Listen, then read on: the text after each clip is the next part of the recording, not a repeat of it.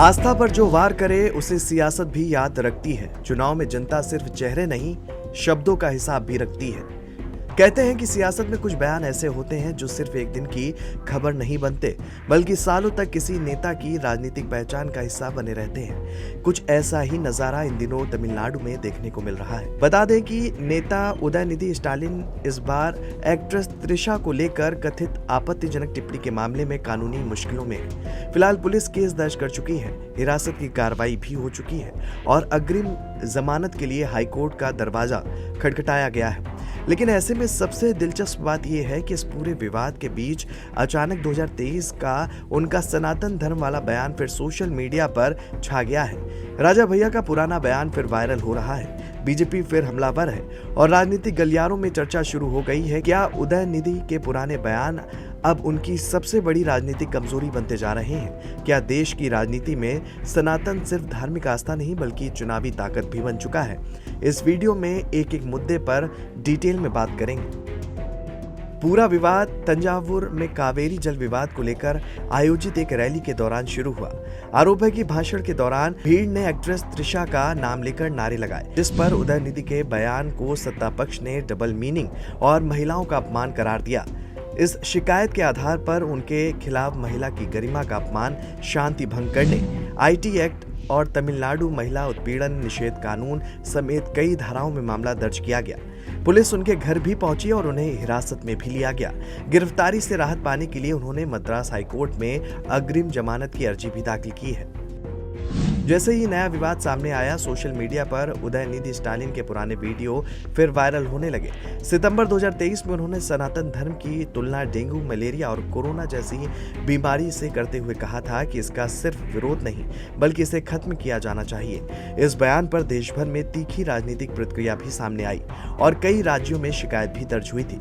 बाद में 2026 में तमिलनाडु विधानसभा के भीतर भी उन्होंने सनातन पर अपनी आलोचनात्मक टिप्पणी दोहराई थी, जिसके बाद ये विवाद फिर सुर्खियों में आया था।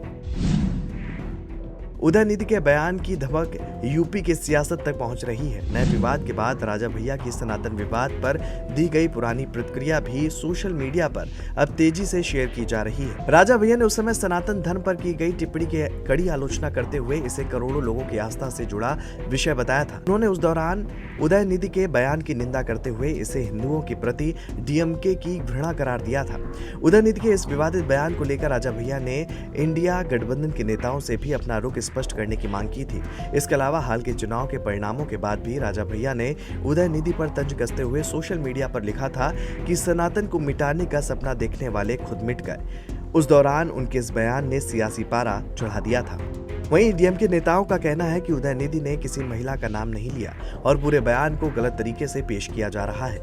वहीं बीजेपी, टीवीके और कई विपक्षी नेताओं ने इसे महिलाओं का अपमान बताते हुए सार्वजनिक तौर पर कड़ी कार्रवाई की मांग की है। इस तरह ये मामला अब केवल एक बयान तक सीमित नहीं रहा बल्कि राजनीतिक दलों के बीच बड़ा मुद्दा बन चुका है। राजनीतिक जानकारों का मानना है कि किसी भी नेता की सार्वजनिक छवि केवल वर्तमान घटनाओं से नहीं बनती बल्कि उसके पुराने बयानों और राजनीतिक रिकॉर्ड से भी प्रभावित होती है। उदयनिधि स्टालिन के मामले में भी यही देखने को मिल रहा है। त्रिशा विवाद सामने आते ही राजनीतिक विरोधियों ने 2023 के सनातन धर्म वाले बयान को फिर से प्रमुखता से उठाना शुरू कर दिया है।